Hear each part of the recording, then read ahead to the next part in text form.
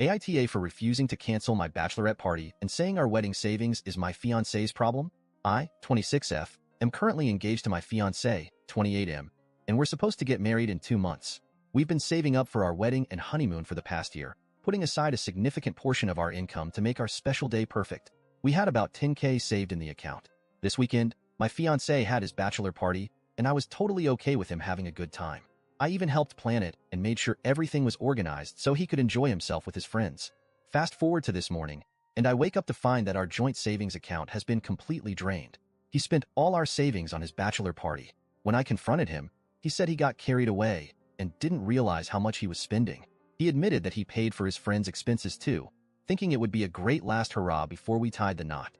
I was furious but tried to keep my cool. I told him that he needed to figure out how to replenish the savings because we still had wedding expenses to cover, and blew up about how could he spend 10K over 2 days?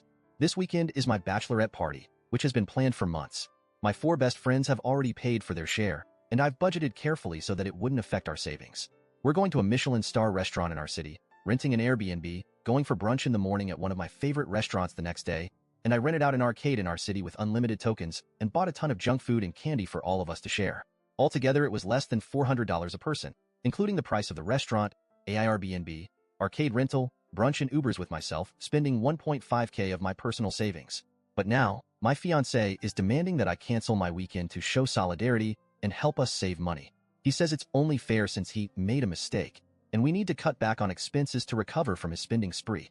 I refuse to cancel my bachelorette party because 1, I didn't blow our savings, he did, and 2, my friends have already paid for their share, and I don't want to let them down. He's now calling me selfish and saying I'm not being supportive of our future together. He's even gotten some of his friends and family involved, who are siding with him and saying that I should be more understanding and cancel my bachelorette weekend. I get that we're in a tough spot financially now, but I don't think it's fair that I should have to cancel my plans because of his irresponsible behavior.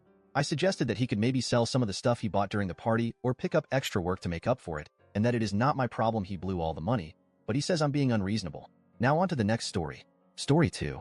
AITA for reporting my boss after he forced me to attend a meeting despite knowing I was in labor. I, 28F, have been working at my company for 5 years, and until recently, I loved my job. I was 8 months pregnant when this happened, about a month ago.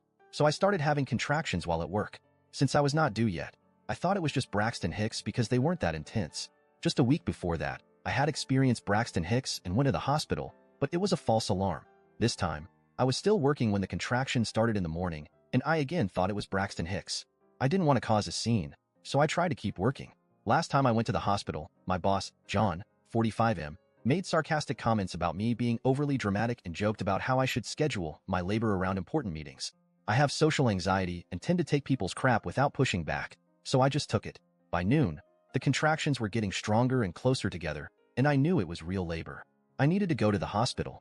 I informed John that I was in labor and needed to leave. He rolled his eyes and said, "Just stay for the meeting at 1 p.m. It's crucial, and we need you there." I was stunned. I reiterated that I was in active labor and needed to go to the hospital immediately. John snapped back, "It's just a meeting. Sit through it, and then you can go. It's not like the baby is going to pop out right now." Feeling pressured and scared for my job, I reluctantly stayed. The meeting lasted an excruciating 2 hours. By the end of it, I was in so much pain that I could barely walk. I finally left and drove myself to the hospital, where I was admitted immediately. My husband reached 30 to 40 minutes later because he was on the other side of town for a meeting. My daughter was born later that evening, thankfully healthy despite the delay. When I told my husband what had happened, he was furious and insisted we report John to HR. I was hesitant because I didn't want to jeopardize my job, but I agreed it was the right thing to do. HR was appalled and assured me they would handle the situation. John has since been suspended pending an investigation. The real kicker? During the investigation, it came out that John had emailed the entire office while I was in labor, complaining about my lack of commitment and making fun of me for overreacting. He even implied that I was using my pregnancy as an excuse to get out of work. Now, my coworkers are pissed at me saying I overreacted and that I should have just sucked it up for the sake of the company. I've even received messages and emails from a few colleagues saying that I've ruined John's career and that he was just doing his job under pressure. One even said that I should have toughed it out, like their wife did during her pregnancy.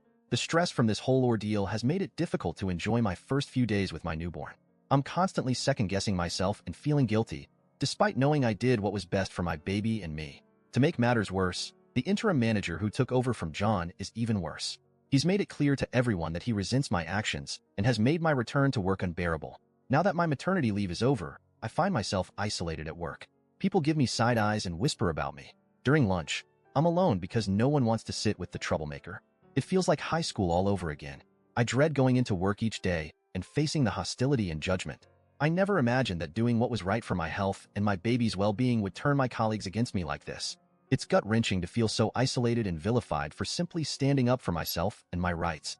I cry most of the time when I come home, and sometimes even in the office washroom when someone passes a comment. In the worst moments, I get mad at my husband and blame him for making me tell HR, even though I know he did the right thing. He's so sweet and never takes it to heart. I apologize soon after, but he always says he wasn't even mad and that he understands how I'm feeling, especially since I'm just 1 month postpartum. He says I should take action and complain, but I don't want to make things worse. He's also saying he can't see me like this and that I should just quit because it's hurting him. I don't know what to do. I'm just such a sensitive and emotional person in general, and now it's been worse since giving birth.